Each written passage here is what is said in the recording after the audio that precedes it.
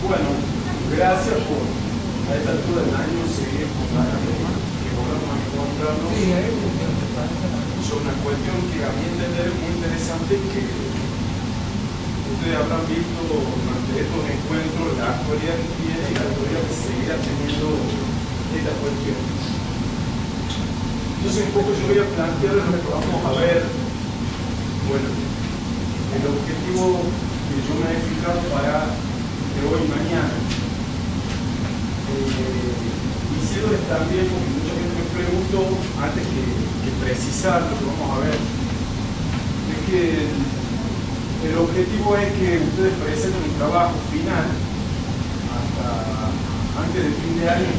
Vamos a mandarle las pautas de ese trabajo, de la redacción de ese trabajo, y ya fijaremos con las autoridades de la escuela el plazo de entrega, que seguramente será para febrero o marzo, y tendrán plazo para que ustedes puedan redactar un trabajo que fijaremos la extensión, etc. Y por lo menos deben ser 5 días después que finalice ustedes con el envío, que son los tiempos para... Pero pues, yo lo mandaría en diciembre, entonces me parece que, bueno, vamos a ver si hay son los tiempos para apelar. concepto del plazo razonable. Bueno, les decía, dos tipos de trabajo serían posibles alguna nota fallo donde se vean alguna de estas cuestiones, ya sea en la clase de precedente provincial, nacional o de los propios tribunales internacionales, o bien un trabajo en el que ustedes fijen alguna posición doctrinaria también sobre alguno de estas cuestiones, por supuesto con el correspondiente respaldo jurisprudencial. No habría inconveniente en que tampoco ustedes lo hicieran.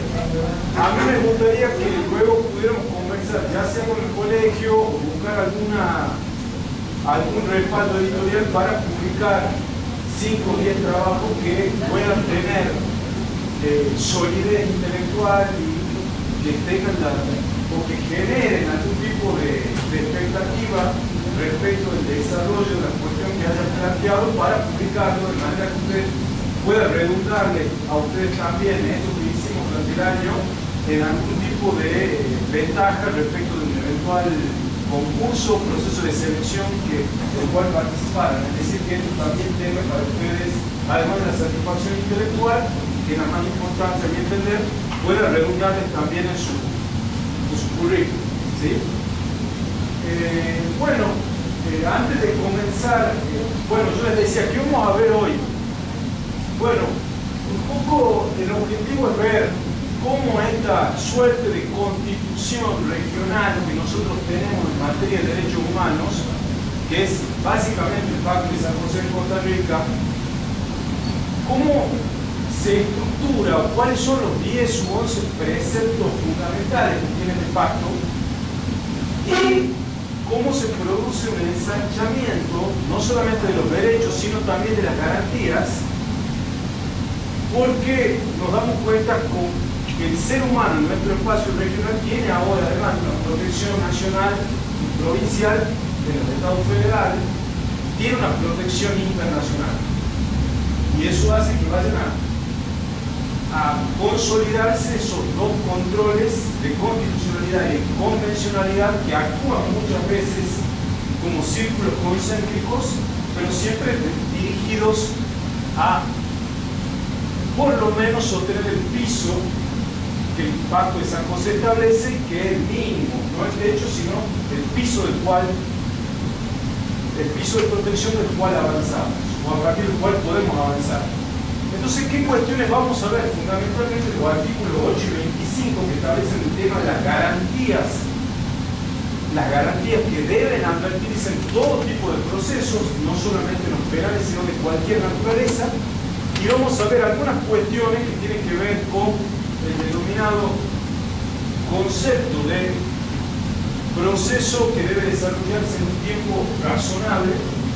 Y vamos a ver también el derecho a recurrir, o el denominado derecho a la doble instancia, y la discusión que se ha generado en nuestro espacio regional acerca de si ese derecho es solamente exigible en los procesos penales o si también puede y debe exigirse en otros tipos de procesos. ¿Está claro? Y me parece muy interesante que mañana veamos, yo voy a aplicar la misma metodología que apliqué durante el primer encuentro con ustedes, que yo les he enviado dos precedentes, no creo que hayan tenido tiempo material de verlos, pero al menos poder discutir sobre todo es de la cuestión vinculada a la fecundación in vitro, porque por primera vez, y yo les he mandado relacionado con Costa Rica, que fue la primera vez en que la Corte Interamericana se ha expedido sobre el comienzo de la vida. Y eso tiene importancia porque está marcando que nuestra Corte Interamericana está avanzando ya hacia un segundo momento. Si el primer momento, desde su establecimiento, ha sido reparar todas las violaciones sistemáticas a los derechos humanos que hubo en nuestro espacio durante los años 70 y 80, ya verán que estamos avanzando hacia la discusión de otras cuestiones que ya tienen que ver con el desarrollo de las sociedades contemporáneas. Ya hemos visto en el caso de Chile, de Atala Rifo, habíamos visto la cuestión de cómo repercutía la conformación de una relación de hecho entre dos personas del mismo sexo y respecto a qué consideraba digamos, el derecho de esa madre a mantener vínculos con sus hijas y que eso no sea interpretado discriminativa o discriminatoriamente como lo había hecho la Corte chilena. Y mañana vamos a ver una cuestión tal o más urticante como es el comienzo de la vida y el artículo 4 del Pacto de San José, que es un artículo que sigue generando polémicas. ¿Está claro? Y luego vamos a ver en la segunda parte de mañana un caso de la Corte Argentina donde se advierte la intensidad que se da el reconocimiento de los precedentes de la Corte Interamericana en materia de control de constitucionalidad y de convencionalidad, para que terminemos nosotros mañana planteando una discusión acerca si ustedes ya con mucho más elementos para decir si se trata solamente de un control de constitucionalidad con ampliación de fuentes, es decir, el juez en los hechos sigue haciendo un control, pero se le han ampliado las fuentes. Ya no es solamente la Constitución, sino el bloque de constitucionalidad que tenemos del 94, que supone 13 tratados más y al mismo tiempo que sigue abierto, porque podemos seguir incorporando tratados a ese bloque. O bien, si vamos a entender que el control de constitucionalidad y el control de convencionalidad son dos controles que no obstante estar emparentados, tienen finalidades que son convergentes, pero que también pueden ser divergentes, y en ese caso vamos a necesitar una última llave que cierre el sistema y que para algunos será la Corte Interamericana. ¿Está claro? Antes de avanzar, bueno, quería preguntarles a ustedes todos estos encuentros que han tenido, si alguien puede decirme cómo les ha repercutido esta serie de encuentros en la concepción o cosmovisión que tenían sobre el control de constitucionalidad o de la tarea, o que quieran contar algo que les haya ocurrido vinculado con lo que es materia de este seminario. Así no hablo yo solamente, al menos en el comienzo. ¿Alguien puede comentar alguna observación, qué sé yo, un escrito de un abogado que haya recibido donde lo instalan al control de convencionalidad, algún caso en el que ustedes se hayan visto obligados a ampliar la fuente a partir del cual hacían el control cotidiano, alguna cuestión o algo que tengan que comentar respecto de la realidad provincial donde se hayan visto en pugna derechos de diversas fuentes. Nada. que haya suscitado algo el encuentro con los A gobiernos. nosotros de familia sí se empezaron a plantear algunas incondicionalidades, pero tenemos sobre todo de las informaciones activas en materia de mediación. Hay algunos casos. Bien. A mí se plantea el tema de la nueva interpretación de la Corte en algo moral con relación a sobre eso voy a por eso hacer un trabajo de estudiantes que también trabajo con el Bien. es un deporte que ayuda en la Constitución 7 la Constitución de leyes para Sí, bien, bien. ¿Alguien? considerar los agentes legales que no solamente de información de interno, sino ahora de una información. Perfecto. ¿Alguien más? A mí se me ha planteado en el ámbito de derecho laboral, tutela institucional, muy a propósito del fallo del Consejo de la Constitución del año también se hizo contratar también, donde adoptan el concepto de la tutela sindical que se las personas que están auxiliadas, no necesariamente que ejercen un cargo de representante mediano. Ha pasado de fallar, un caso en particular donde traigo todo lo que es normativa internacional, donde se cumpla en la apelación, por ejemplo, del mismo fallo de dos personas que precisamente en el ejercicio de su libertad sindical y afiliados postulaban a ocupar puestos representativos en una empresa, habían sido despedidos, como nuestra postura que ha tomado la Corte Suprema de Justicia en relación a esta gente que vamos a priorizar que la facultad la tiene el Estado sobre todo y basta la indemnización, por más de que sea una indemnización tarifada del 245 con todos los accesorios que indican las multas laborales, o si de lo contrario está tan protegido esa tutela del artículo 14 más los acuerdos logrados en los 25 y 22 que es necesario retomar todo lo que era derecho del trabajador cuando se dignidad humana. Y ha pasado de que el año pasado precisamente estuvo el doctor Sachs dando una conferencia y me ha pasado de fallar siguiendo un criterio de Sachs en relación cuando salió la Corte y de pronto me pasó a tomar dos criterios de dos cámaras distintas de esta ciudad cuando se vino la apelación por dos criterios absolutamente distintos. Una es un criterio muy cerrado, que prácticamente no admite el análisis ni siquiera de constitucionalidad ni convencionalidad, nada, y otro es un criterio mucho más amplio que ha permitido dentro de todo que a través de la valoración que ha quedado incorporada se admita efectivamente la tutela de esta persona que pretendía ocupar un puesto dentro de los representantes sindicales, ¿no es cierto?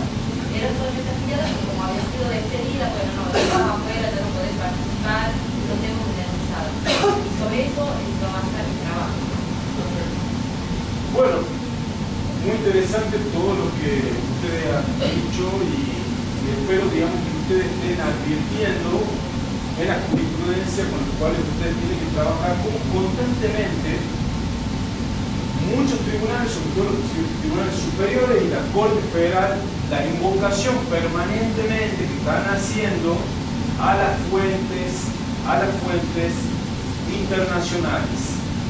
Es decir, que si en un primer momento nosotros veíamos a los tratados internacionales como algo que estaba allá lejano y que tenía un valor retórico, estamos viendo que por obra y gracia de la jurisprudencia hace que lo estemos tomando como lo que verdaderamente son. Es decir, como algo que forma parte de nuestro bloque de constitucionalidad, porque nosotros ya no tenemos una constitución, tenemos un bloque constitucional. Y ese bloque constitucional significa que a la par de la constitución hay una serie de tratados que refuerzan los derechos y que refuerzan las garantías. Con independencia de que haya un órgano que sea el intérprete final, que es la Corte Interamericana, yo permanentemente estoy viendo, al menos en Córdoba, que los jueces de todas las instancias están haciendo permanentemente referencia a la fuente normativa internacional que es la de nuestro bloque de constitucionalidad o bloque de convencionalidad. Entonces me parece que aquel que es magistrado y que conoce al menos la estructura del Pacto de San José, va a tener una ventaja comparativa en los próximos años, porque irá descubriendo nuevas cuestiones como los instrumentos internacionales según el Tribunal Europeo, la Corte Europea y la Corte Interamericana son instrumentos vivos que están en movimiento. Eso hace que no haya, digamos que no esté cerrado ni siquiera la enumeración de los derechos, ni tampoco la enumeración de las garantías, ni tampoco la interpretación.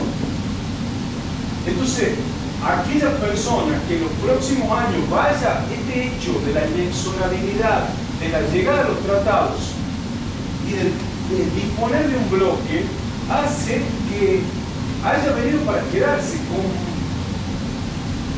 independencia de que algunos países amenacen con irse del sistema interamericano, con independencia de que algunos critiquen la línea jurisprudencial de la Corte Interamericana, con independencia de que que las cuestiones que se han planteado en la Argentina a propósito de la reforma del Consejo de la Magistratura que propugnaba el Gobierno Nacional, respecto de si los jueces tienen la legitimidad democrática suficiente para efectuar el control de constitucionalidad, que va a ser un tema que también se va a plantear respecto de los jueces de la Corte Interamericana, es decir, quiénes son estas 7 personas para tener la interpretación final de un universo que tiene que ver con 500 millones de personas. Con independencia de esa discusión, ya está, el tema llegó y este es el nuevo paradigma en el que nos movemos. Entonces, la idea es que ustedes constantemente dominen el abogado en el pedir el reconocimiento de esos derechos que están fortalecidos ahora y los jueces en optimizar todo eso. ¿Está claro? Bueno. A mí lo que me gustó, podría decir, no sé cómo calificar, el tema de redacción, siempre volviendo el taller que tuvimos de semiótica, creo que sí. Realmente abre a pensar y a confirmar algo que yo lo tengo, no sé si asimilado y luego lo logro aplicar, que las sentencias deben ser claras y precisas, no entrar a divagar, porque realmente se pierde la esencia del fallo y a la parte muy pocas veces se lo hace conocer, son los abogados los que leen cuáles fueron las opiniones, pero los conocimientos que brindan la semiótica realmente permiten que uno pueda explayarse respecto de ciertos temas para hacerle saber, oiga, sí, nos estamos pronunciando de tal modo por esto, perfecto. Está claro, digamos, el objetivo de la incorporación de alguien que viene de la semiótica ha sido para que ustedes, por lo menos, para que nosotros los abogados que no tenemos esa base, sepamos que la interpretación también tiene un límite. Y que una cosa es interpretar un texto y otra cosa es modificarlo al texto por vía interpretativa. Es decir, que sobre texto de que estoy interpretando el hecho, la norma, la estoy modificando. Es decir, estoy haciendo una interpretación que va más, estoy haciendo más, sobre todo a lo que le habrá dicho el licenciado Altamirano, estoy haciendo un uso del texto, un uso y un abuso. Estoy modificando, estoy reformándolo al texto más allá de interpretar. Entonces vamos a ver mañana en este fallo de la fecundación in vitro, el denominado fecundación in vitro, todos los métodos interpretativos que la Corte Interamericana despliega para desentrañar el sentido de qué debe entenderse por la protección de la vida, ¿está claro? En el marco del espacio interamericano. Bueno, entonces vamos a comenzar. Decimos entonces que nosotros tenemos ya un bloque de constitucionalidad. Ese bloque de constitucionalidad hace que fundamentalmente nosotros tengamos ya derechos y garantías de doble fuente. El primero es de la fuente tradicional nacional y ahora le hemos añadido desde el 94 ese refuerzo que es la fuente internacional. Y todo eso converge en una suerte de baúl o de gran bloque. Y decíamos que eso hace que los jueces tengan ya un amplio dispositivo normativo que va más allá de la Constitución Nacional. pero eso obliga a conocer de qué se trata esta constitución regional en materia de derechos humanos que tenemos y que es el Pacto de San José de Costa Rica. Es decir, nosotros tenemos, además de nuestra constitución histórica, tenemos ahora una constitución regional en materia de derechos humanos, que es el Pacto de San José. Entonces nosotros tenemos que conocer, al menos, habíamos dicho que el Pacto de San José también estaba diseñado como una suerte de constitución, en el sentido de que tenía una primera parte que podríamos llamar dogmática, donde estaban enumerados derechos, y una segunda parte de naturaleza más bien procedimental, donde se encontraban trazadas la competencia de los dos órganos, es decir, de la Corte Interamericana y de la Comisión Interamericana, y algunas pautas procedimentales que luego son complementadas con el reglamento de la Corte Interamericana. ¿Está claro? Pero lo que nosotros tenemos que saber entonces es que fundamentalmente cuando vemos la Convención Americana o Pacto de San José, nosotros tenemos que saber o conocerlo, porque decíamos que el Pacto de San José tiene un artículo clave, que es el 29, que establece allí normas de interpretación que siempre obligan al juez o al operador jurídico a optar, con independencia del origen de la fuente, por la norma más benéfica para el ser humano. Es decir, y ese principio no solamente se aplica en materia penal, el denominado pro homine, sino que se va a aplicar en materia laboral, a favor del operario, se va a aplicar en materia previsional, se va a aplicar sobre todo en materia de menores. ¿Cómo va a terminar eso impactando en el interés superior del niño?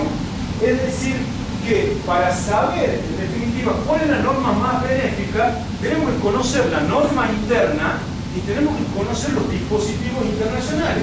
Porque al conocer los dispositivos internacionales podemos hacer el cotejo y saber a cuál norma, en el caso concreto, vamos a recurrir para dar la salida más favorable, que hemos dicho que es, de alguna manera, la garantía que nos da el tratado, un derecho garantía, que es de aplicar la norma más favorable, ¿sí? Con independencia del origen.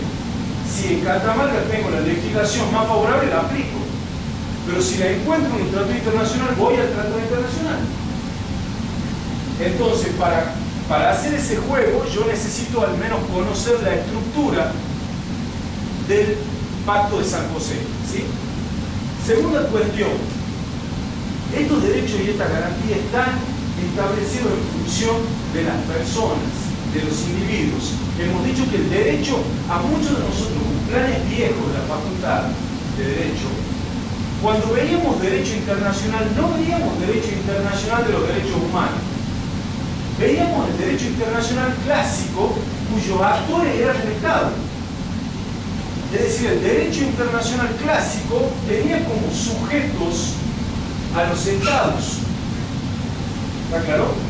Mientras que el derecho internacional de los derechos humanos tiene fundamentalmente como destinatarios a los seres humanos, a la dignidad humana, porque hemos dicho que con la Segunda Guerra Mundial se produjo un quiebre y los estados se transformaron en los principales o potencialmente quienes primero pueden transgredir esos derechos humanos. Entonces necesitamos un escudo contra los propios estados.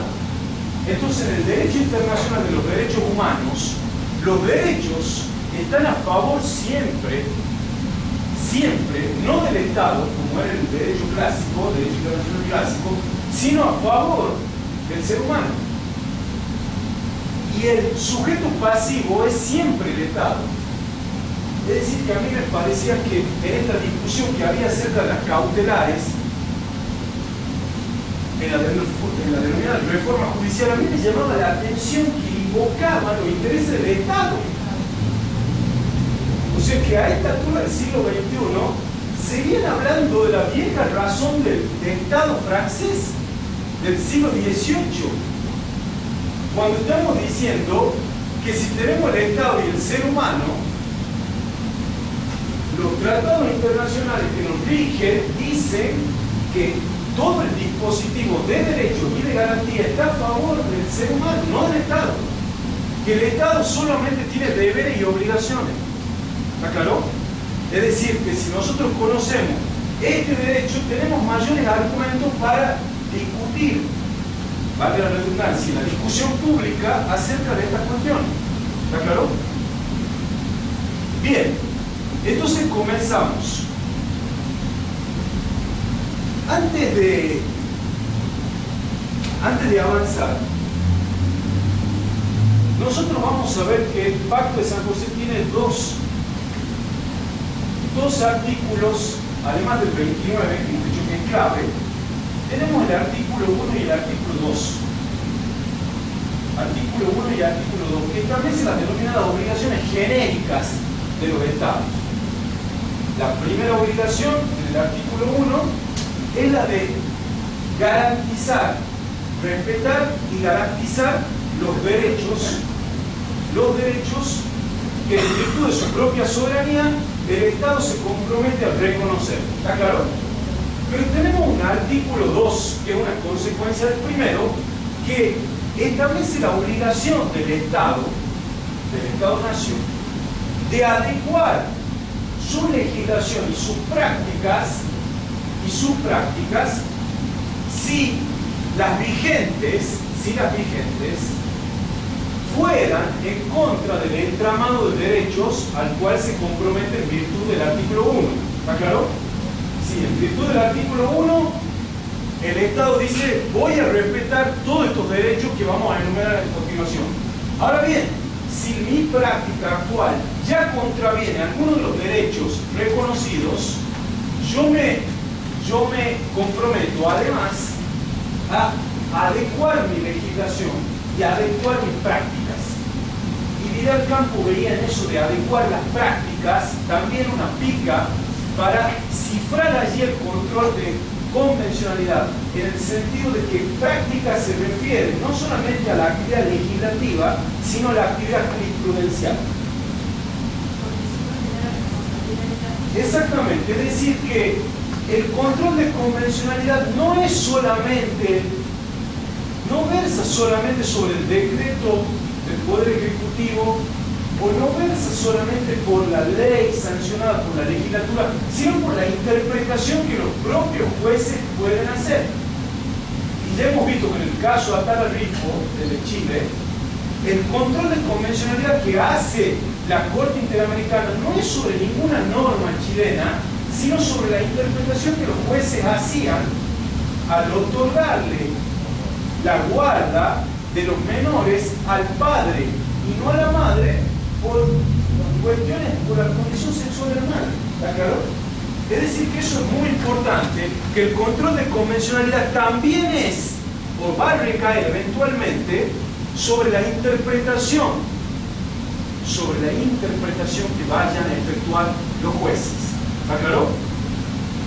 Entonces, antes de avanzar con esos dos tipos de obligaciones, lo primero que tenemos que decir es que en ese caso que está allí puesto Velázquez Rodríguez, yo de ahora más, todos van a ver ustedes en la filmina Corte Interamericana, luego la carátula y luego el número de párrafo, que es lo más importante saber dónde está, teniendo en cuenta que las sentencias de la Corte son muy extensas, entonces es más fácil identificar dónde está, en qué párrafo se encuentra.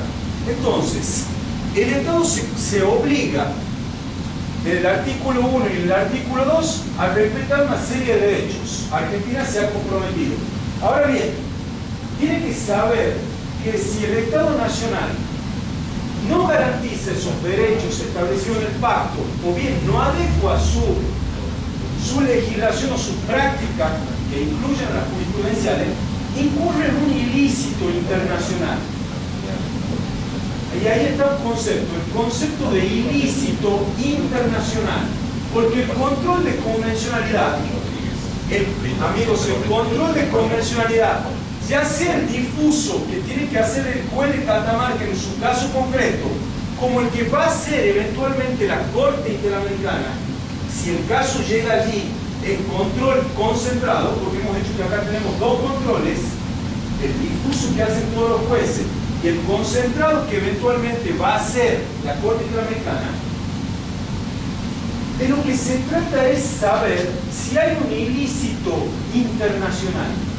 Y el concepto de ilícito internacional está asociado al hecho de si el Estado ha incurrido en un acto o en una omisión, respecto de aquellos compromisos internacionales que él mismo ha asumido.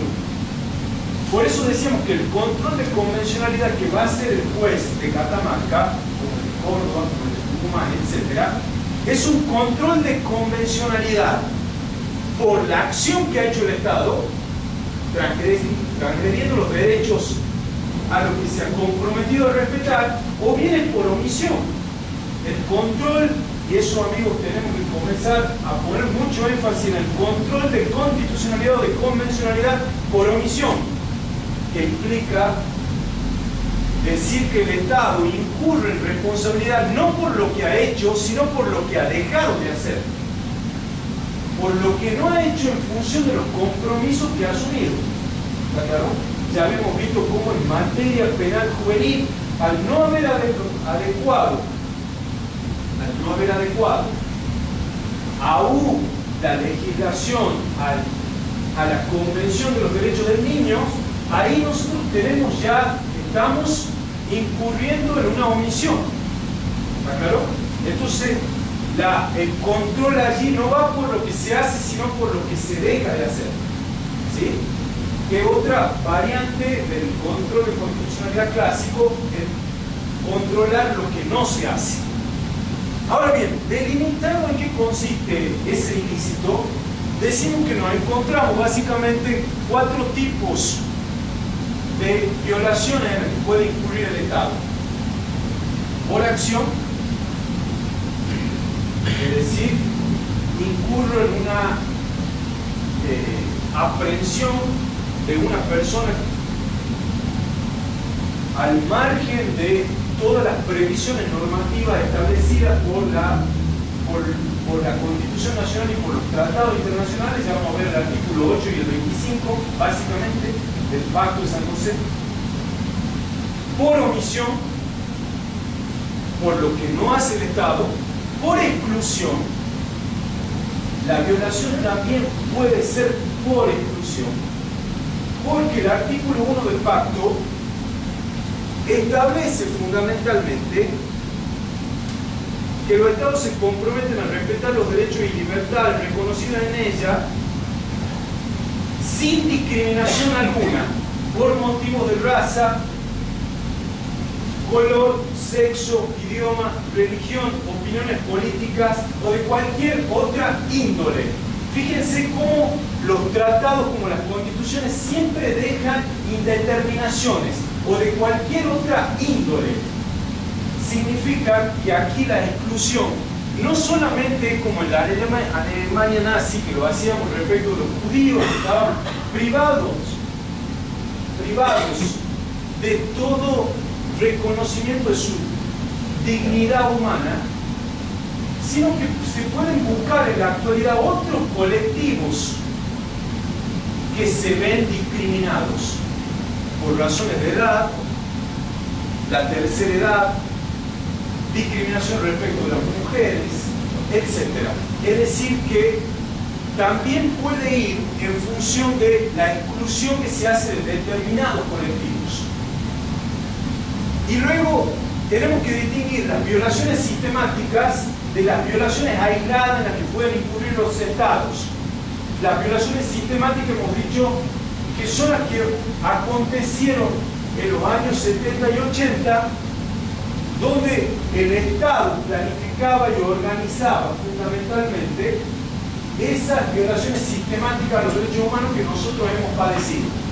Mientras que ahora, de lo que se encarga el control de convencionalidad, tanto el difuso como el que puede hacer la Corte Interamericana, son de las violaciones a los derechos humanos aisladas. En el caso concreto, aisladas. Esa es la etapa en la que nosotros nos encontramos. ¿Está claro? Y ahora, amigos, para terminar esto del ilícito internacional, dos artículos que nosotros no debemos de conocer ya en nuestra jurisprudencia y citarlos siempre: el 27 y el 46 de la Convención de Viena del derecho de los tratados, que nosotros nos preguntábamos en la facultad, ¿para qué sirve esto? ¿Y para qué tengo que estar estudiando esto? ¿Está claro? Y rápidamente vamos a ver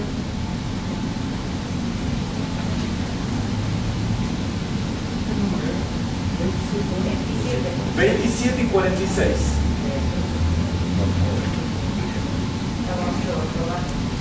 Atención. 27. Bueno, el primero, el 26, el famoso Pacta Sunt Servanda, que dice: todo tratado en vigor obliga a las partes y debe ser cumplido por ellos de buena fe. De buena fe. O sea, el principio es la buena fe. El Estado se compromete a cumplir de buena fe. Y luego el 27, que dice: una parte no podrá invocar sus disposiciones de derecho interno como justificación del incumplimiento de un tratado. ¿Está claro? Ahí están las dos claves. Me comprometo de buena fe. Es decir, en ejercicio de mi soberanía como Estado, me comprometo a cumplir lo que dice en este tratado. Y al mismo tiempo, yo digo que yo como Estado no voy a invocar las disposiciones internas para dejar de cumplir aquello a lo que me he comprometido. Por eso la nueva jurisprudencia que se ve tanto de la Corte Federal como en muchas provincias, los jueces invocan los tratados internacionales e inmediatamente el 27, e inmediatamente el 46. 26, 27, 46 de la Convención de Viena. Es decir, denuncio el incumplimiento e inmediatamente digo y recuerdo que los tratados internacionales se cumplen de buena fe, y luego que el Estado no puede invocar disposición interna para incumplir una disposición de derecho internacional. ¿Está claro? Y en el 46 se refuerza eso. Ustedes van a ver en los fallos de la Corte Suprema, cuando se invocan los tratados internacionales, de cajón va el 27, de cajón. Y verán el 46, dice disposiciones de derecho interno concernientes a las competencias para celebrar tratados, y dice: el hecho de que el consentimiento de un Estado en obligarse por un tratado haya sido manifiesto en violación de una disposición de su derecho interno concerniente a la competencia para celebrar tratados, no podrá ser alegado por dicho Estado como vicio de su consentimiento. Es decir, que el Estado, que a priori sabía en el momento de la celebración de un tratado que había una disposición interna que podía colisionar, luego no puede invocarla. ¿Está claro? No puede invocarla para justificar su incumplimiento. Es decir, que en el momento en el que nosotros celebramos ese tratado, ya lo decía Barra en su interpretación allá en la reforma del 94, que al tomar los tratados internacionales suponía que el convencional constituyente había estudiado toda la disposición interna y suponía eso, que había una compatibilidad entre todo el bloque constitucional con todo el bloque convencional que estábamos absorbiendo. ¿Está claro? Allí está esa armonización. Y si hay confrontación, prima el derecho internacional. ¿Está claro? Y eso se conecta con otra disposición clave, que ya la vamos a ver, que es la cláusula federal, que contiene el artículo 28 del tratado, del pacto. Cláusula federal. el artículo 28 la pidió a Estados Unidos, es decir, aquellos países que están organizados federalmente. Por eso muchos jueces provinciales también, cuando invocan los tratados internacionales, dicen: y usted, gobierno de Córdoba, tiene que saber que si no ajusta el código de faltas a los tratados internacionales, puede hacer pasible a la Argentina de responsabilidad internacional. Porque la responsabilidad internacional no la va a tener Córdoba, sino que la va a tener el Estado argentino eventualmente.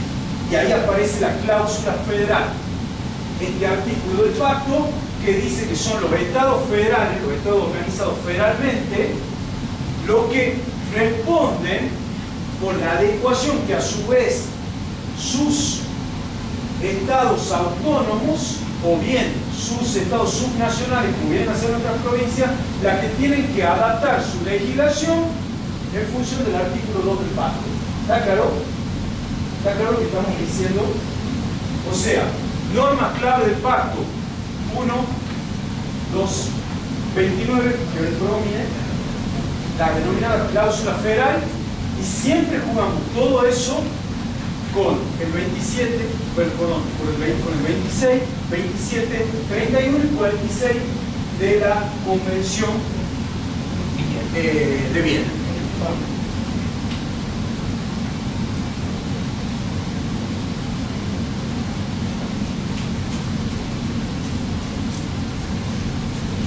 Bueno, allí, acá seguimos hablando más o menos, hemos dicho que en el derecho internacional de los derechos humanos, los estados tienen obligaciones y deberes. Son sujetos pasivos eventualmente de las demandas de los ciudadanos. Y los ciudadanos les pueden ir a reclamar a ese Estado en función de aquello que se ha comprometido internacionalmente. Ahora bien, esas obligaciones del Estado son o suponen primero un no hacer. Me comprometo a no violar estos derechos que contiene el Pacto de San José, que contiene la Convención de los Derechos del Niño, que contiene el Pacto Internacional de Derechos Civiles y Políticos. ¿Sí? Ahora bien, hemos dicho que el Estado también se compromete a hacer. Y eso, visto del control de convencionalidad, supone, puedo controlar al Estado por lo que no hace, por lo que se compromete a hacer. Por ejemplo, en materia de desarrollo educativo, de condiciones laborales, etcétera, que también tiene el Pacto de San José y otros pactos. Ahora, lo que es muy importante saber, el concepto de efecto útil que surge también del artículo 2 del pacto, en el sentido de que el artículo 2 dice que el Estado se compromete a adaptar su legislación u otras prácticas que fueran necesarias para hacer efectivo tal derecho. Allí está, efectivo, que es lo que el Tribunal Europeo entiende como el efecto útil. Es decir, no me interesa la mera enunciación retórica de estos derechos y garantías, sino el efecto útil, porque la obligación que tiene el Estado es una obligación concreta, no retórica, y es una obligación de resultado. Eso es muy importante. El Estado se compromete a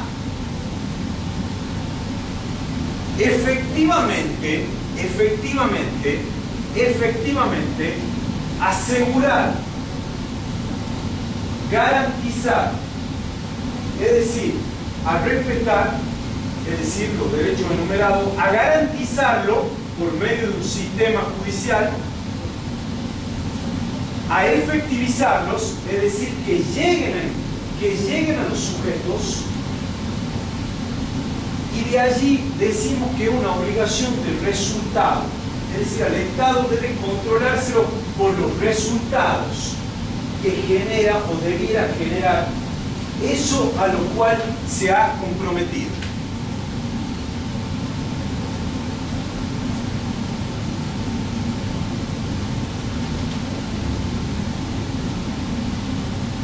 Bien. Entonces,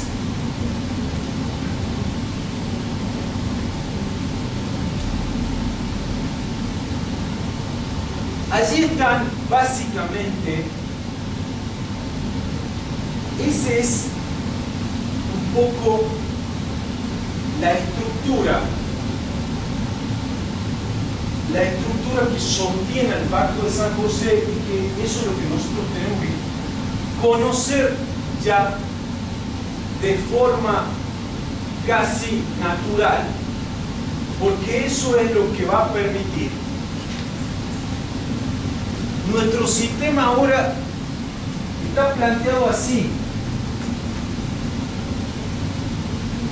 como capas de cebolla.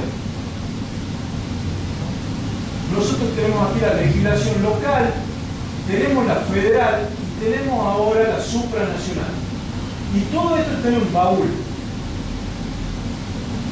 Y por el artículo 29, que me obliga a buscar la salida más favorable, yo tengo que conocer las capas de esta cebolla para saber siempre cuál va a ser la opción más favorable, o para saber cuál es el interés superior del niño, artículo 3 de la Convención de los Derechos del Niño, que también me obliga a saber cómo yo voy a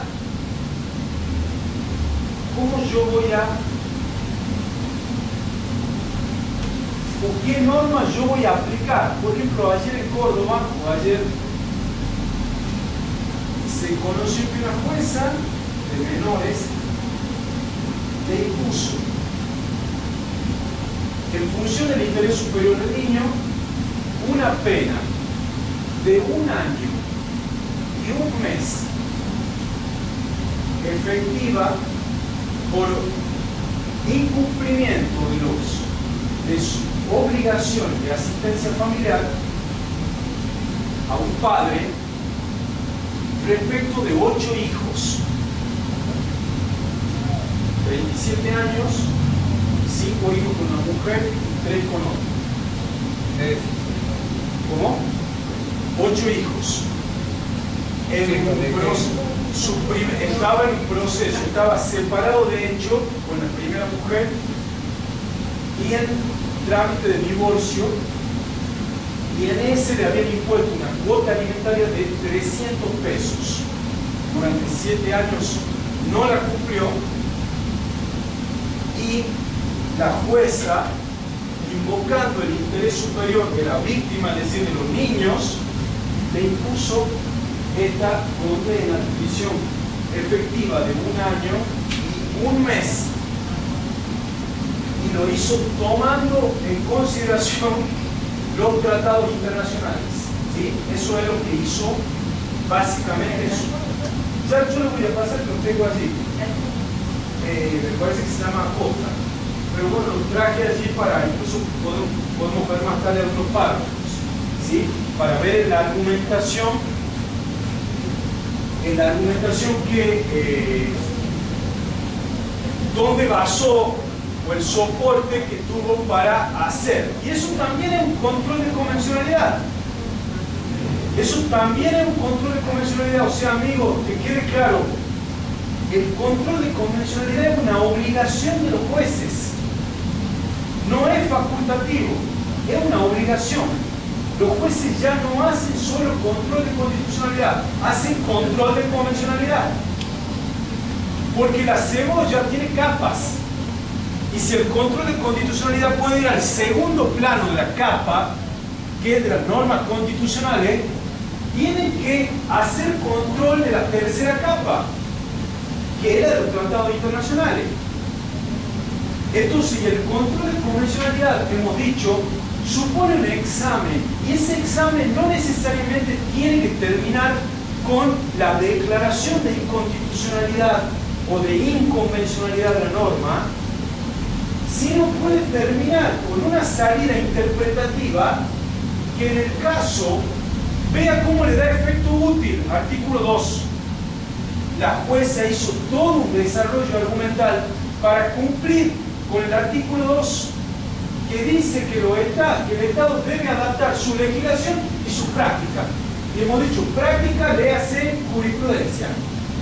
No es útil. ¿Cómo? No es útil la sentencia. ¿Cómo? No es útil la sentencia. Yo lo obligaría a trabajar. Por supuesto, perdón. Pero no. Perdón. La sentencia además tiene, yo solamente me quedé en un punto. La sentencia lo obliga al condenado a concluir sus estudios secundarios, le imponen además que cuando recupere su libertad, ya le ha fijado 3.200 la cuota alimentaria, la jueza además lo obliga a un tratamiento psicológico, lo obliga a trabajar, porque consideró que, bueno, eso es todo lo que ha hecho, pero todo lo hizo en el interés superior de los 8 niños, olvidados durante 7 años. Porque prueba que el padre además, tanto en el proceso de familia, del derecho de familia, como en el proceso penal, había sido reticente, había trabajado incluso de manera, es decir, estaba probado que cuando lo notificaron de la cuota alimentaria renunció al trabajo. Es decir, había una serie de elementos. ¿Cómo? Claro, pero esos son elementos constitutivos del delito. Por supuesto, pero por supuesto. Eso no justifica la privación de la libertad, digamos. Eso es lo Yo estoy sintetizándola muy rápidamente, esos elementos constitutivos del delito, está claro. Yo estoy diciendo todo el despliegue argumental supranacional que le sumó a esos elementos que están descritos allí, digamos. De la ignorancia le pregunto, ¿necesitaba recurrir a la norma internacional? ¿No podía darle un enfoque con el derecho interno? Eso es una buena pregunta en el sentido de que los jueces no están obligados. Esto no era una moda, amigos. Es decir, no es que por moda yo tengo que citar un tratado internacional. Porque hay una realidad en la situación, me imagino. Por supuesto, la vía era. Por supuesto, entonces se me ocurre que un tratamiento psicológico la y jueza. distraer